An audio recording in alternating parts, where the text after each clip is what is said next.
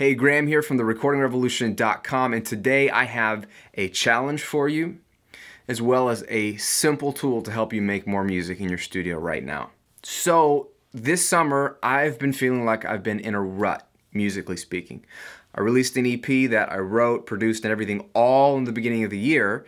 And if you followed some of my videos, you probably saw and heard that, and thank you for many of you for picking up the EP. But since then, I've been busy, like I'm probably sure you have. Launched a new site, creating new content, updating content, running a business, doing all kinds of things for client work, and I haven't been able to work on my own music as much as I'd like. And when that happens, I start to get the itch to do something, and I like challenges. So in thinking about that, I came across something that Jay Abraham calls the creativity switch, and I really wanted to share it with you because I'm going to apply it to myself, and I'll explain the challenge in a minute and get real specific. When you're stuck in a rut and you need your creative juices to get flowing, there's a lot of things you can do, and one simple thing that Jay Abraham says is to simply switch something in your daily schedule. So for example, if you wake up every morning and you always get dressed first and then you pour some coffee and then you sit down and read the paper or your app or whatever, reverse things. Wake up and read first, then make some coffee, then get dressed. Or if you always exercise in the morning, do it in the evening. Or if you drive a certain way or walk a certain way to work or school every day the same, find a different route, even if it takes you a few minutes longer, where you visually see different things on the road and see different people and bump into different parts of town. All of the slight differences, as boring and simple as they are, simply trigger your brain in different ways, and they make your brain kind of wake up. Because the more we get into routine, and I'm a fan of routine, the more we get into a routine, the more we can coast, because our brain is a very, very smart piece of gear, and it can just get you into coast mode so you're not stimulated, because it can just ignore what it already is used to. So that's the whole idea of the creativity switch. Switch one or two simple things in your day-to-day life and you'll get the juices flowing. But I was thinking about that as it relates to what we do in the studio for music making, and I thought this would be the perfect thing to make a challenge for me, because I'm a sucker like that for a challenge, and for you if you want to follow along, and you can do this at any point in time whenever you're watching this video. So here is how the creativity switch could apply to you and me if we're making music and we feel stuck. Here's a few things we could change. We could change the DAW we use. All right, that would be a struggle. Use a completely different piece of software than you're used to. That might slow you down, yes, but it might force you to think differently for a moment, which might be interesting. And I'm talking about maybe if you have a free DAW or a trial version of something. I'm not saying you have to go out and buy another DAW. Just whatever. You could use another DAW. You could use, if you use some third-party plugins, you could choose to just use stock plugins. That's a little switch that you have to do. So you're using plugins you're not maybe familiar with. You could record in a different location. You could mix in a different location. If you typically work on studio monitors for your speakers, you could work exclusively on headphones. If you write and record songs starting with maybe the guitar, you could start with the keyboard or the vocals or something completely different. All of these are real simple examples of how you could switch up whatever your routine is and force yourself to work in a sort of backwards way or a different environment and see what happens. So here's the challenge that I'm giving myself, okay? Because I wanted to take all these things, I just wanted to do it. I am going to start writing and recording, producing a whole nother EP. I don't know if it's going to be 6 songs or 5 songs. It might only end up being 3.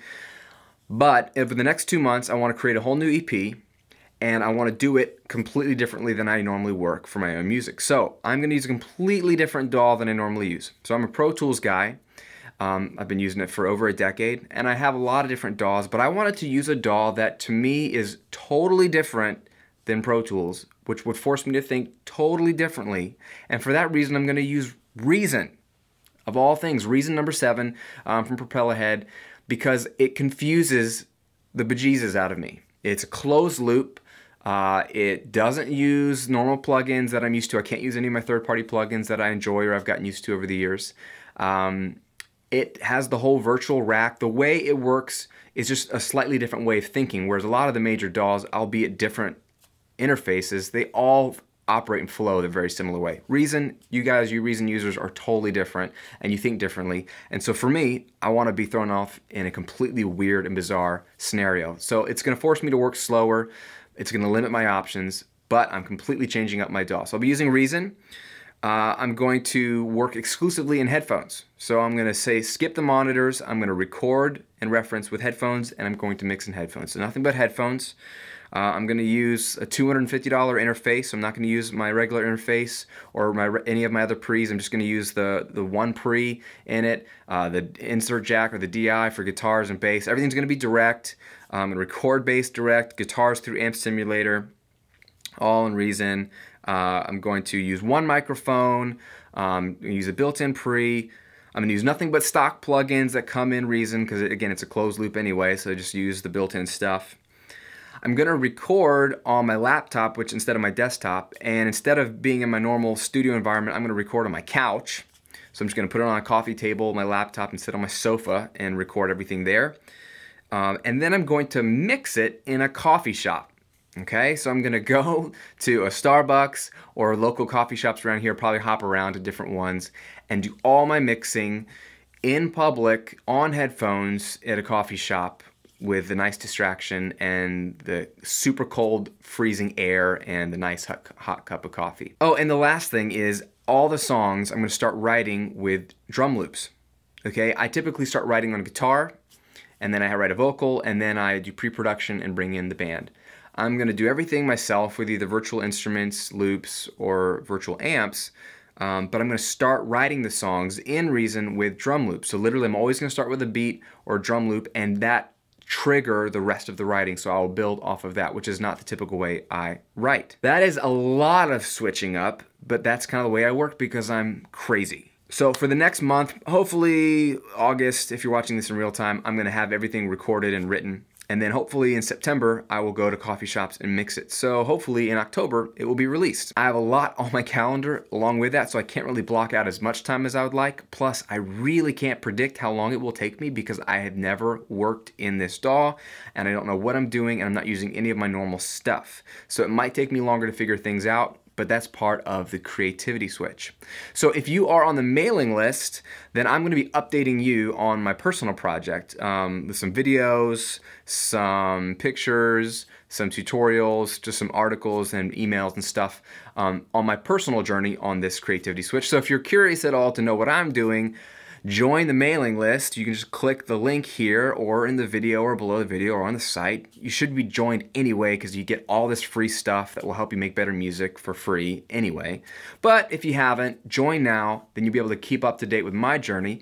And then if you are interested in the creativity switch, you don't have to do all this craziness. It could be as simple as I'm going to start with a different instrument this time, or I'm going to work only with stock plugins, even though I have some nice third-party plugins. Just change up at least one thing and see if you can make one song out of it. But what I'd love for you to do is share below this video what you're going to do for your creativity switch, what you're going to change up. You don't have to make a whole EP, like I'm saying. Just what seems interesting to you that you could switch up in your typical working routine in the studio, and share with everybody. And let's see how many we can get to see some ideas that maybe I haven't thought of that might inspire you to change things up and make better music. So, the creativity switch is Jay Abraham's idea. Again, not my idea, but a super cool concept that we can apply to our studios. Wish me luck, follow me on the mailing list, and we'll keep you up to date. Have a great day, make some great music. We'll talk to you soon.